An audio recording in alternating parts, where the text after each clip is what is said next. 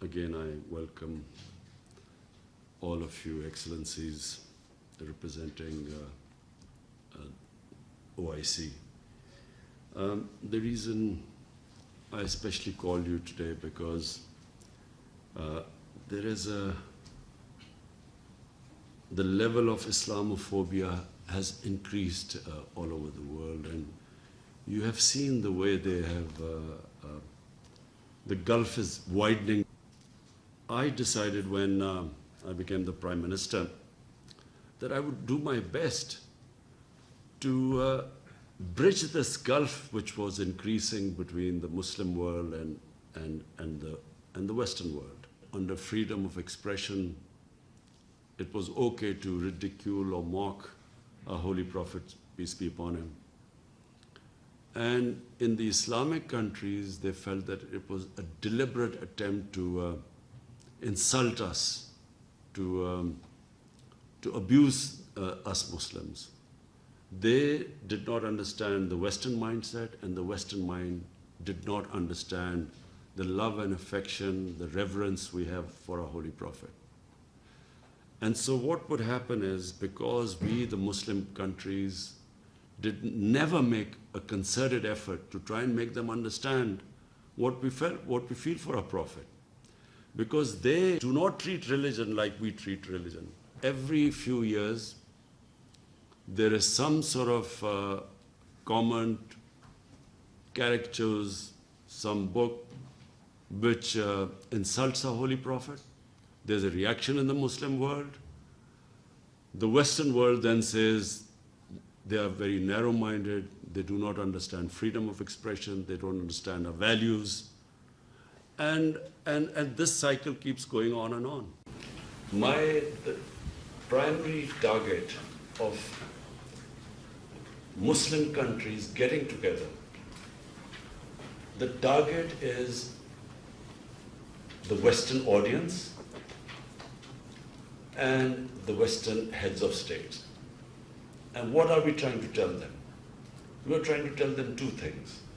One, that Prophet Muhammad ﷺ is someone who lives in our hearts, and hence, and we love and respect and revere him, and under the garb of freedom of expression, any insult to him, any ridiculing him or mocking him, hence our reaction. And so the Western people and the Western governments we need to have a dialogue and explain this to them, because they don't understand. I know Western societies. I've lived there. I know how they treat religion. So they can't understand this. It needs to be spoken at all levels, and they should be made to understand.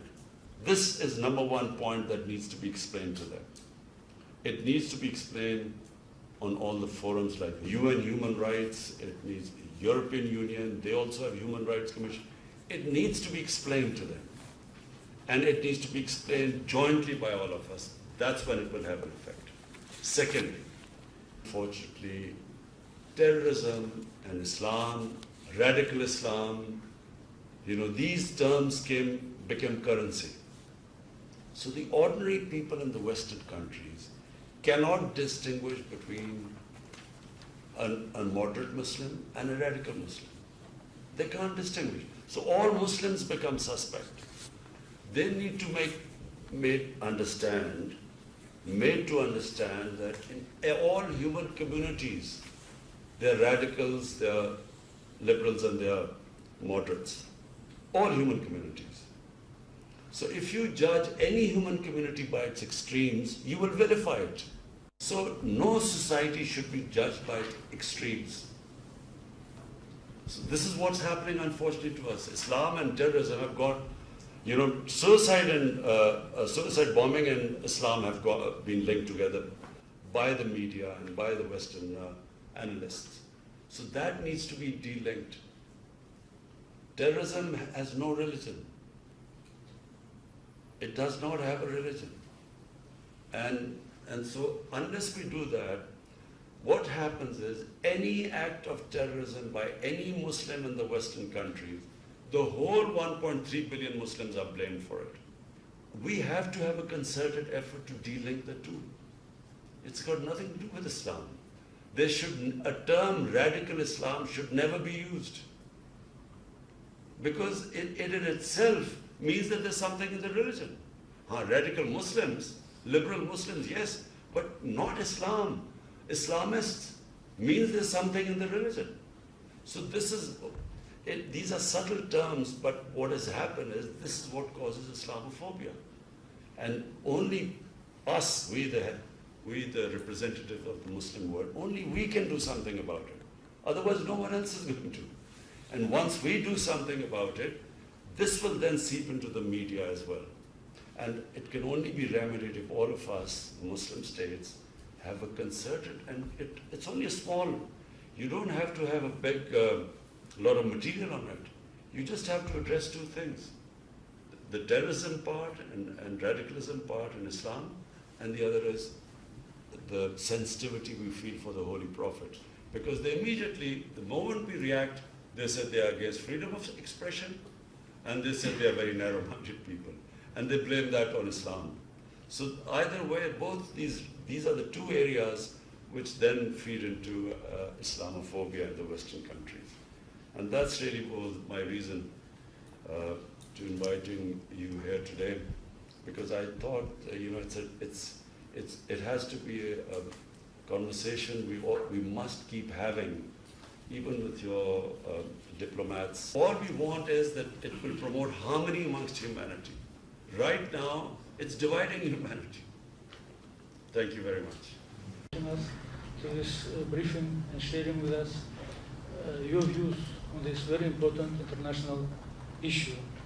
We all face this, and we understand that in the present world there is this issue which we must jointly find a solution to it. And I think all colleagues will support you. We must explain to international community the difference between Islam, real Islam, and extremism, religious extremism, and terrorism.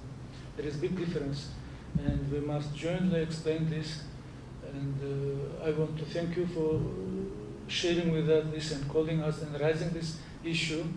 And I'm sure my colleagues will share this information about this meeting with their capitals, and also will share with us here their views on this. Thank you very much. Turkey in this regard proudly plays its part both bilaterally and multilaterally. We welcome and endorse the step the OIC foreign ministers earlier took in Niamey. We are closely working with the UN delegation of Brotherly Pakistan with a view to furthering the relevant OIC decisions with the UN United Nations bodies. We appreciate the efforts of Pakistan leading this initiative from the front very much. It's my pleasure and my honor to be here with this meeting, and thanks Mr. Prime Minister to this very important meeting, because we are now waiting what they want to do from the Western country. They work all together against any country for the OIC. It's very important to do like him together, by media, by dialogue, by anything. And I want to thank Mr. Prime Minister for your support to Palestine, and convey warm regards from His Excellency Mahmoud Abbas, the President of Palestine, and warm regards from Al-Aqsa. It's for all of them Islam. Thank you.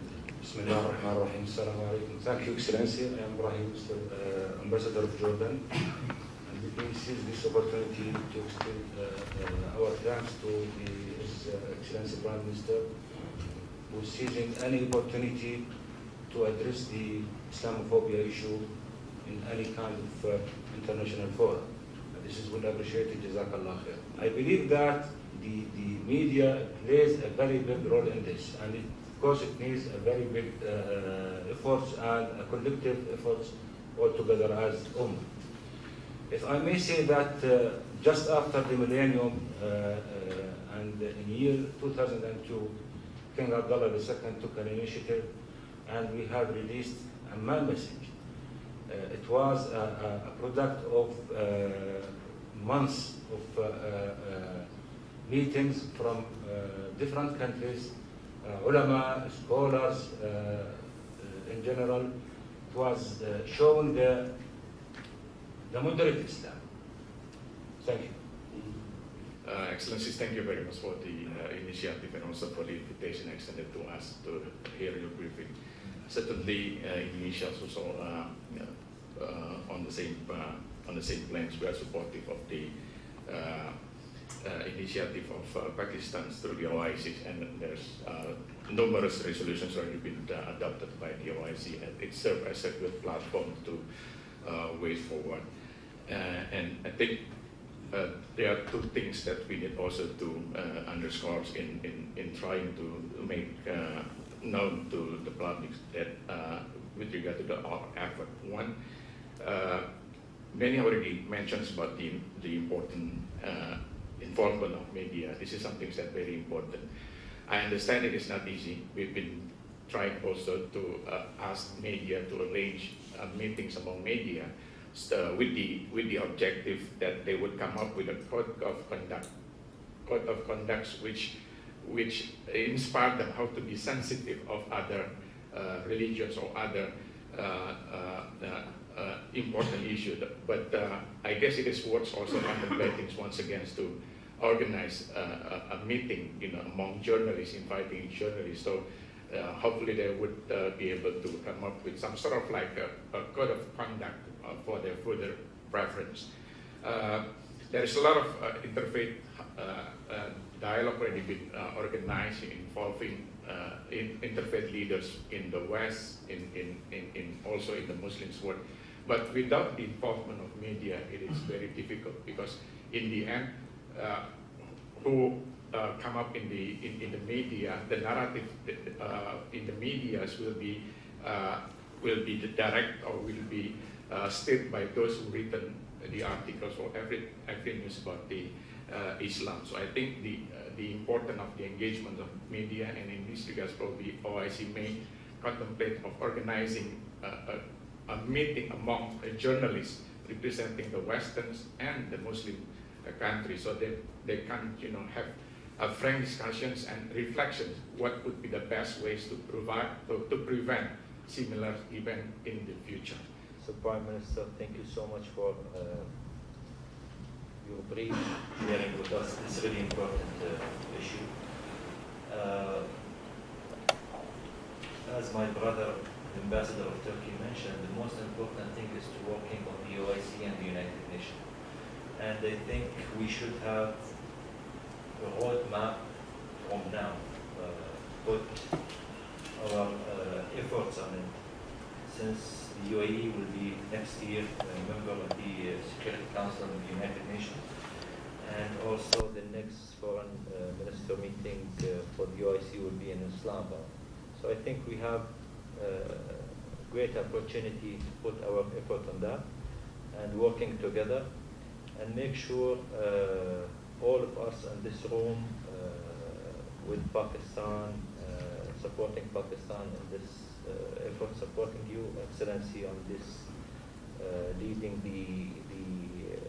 the effort to support that. Assalamu alaikum warahmatullahi wabarakatuh. Thank you, Mr. Prime Minister, for sharing with us your most pertinent thoughts and views and ideas about this very important issue, not only to Pakistan, but the whole of Muslim world.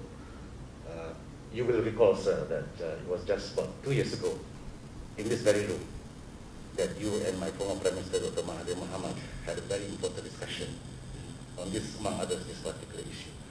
And it was that meeting took place just a few days after the incident in Christchurch, New Zealand. So both our leaders, you and my former Prime Minister, we expressed our resolve to address this issue, including, you mentioned just now, the need as the world to educate them about the sensitivities associated with Islam and the Muslims and Islamophobia, etc. Thank you very much. Thank you. First, I want to convey the congratulations of Fadilat al-Imam al-Akbar Shaykh al-Azhar to Your Excellency for the month of Ramadan and also for your efforts countering the Islamophobia. And your message to him has been very well received the last month, and I think there is a sort of dialogue going on concerning your message. Thank you very much. Thank you.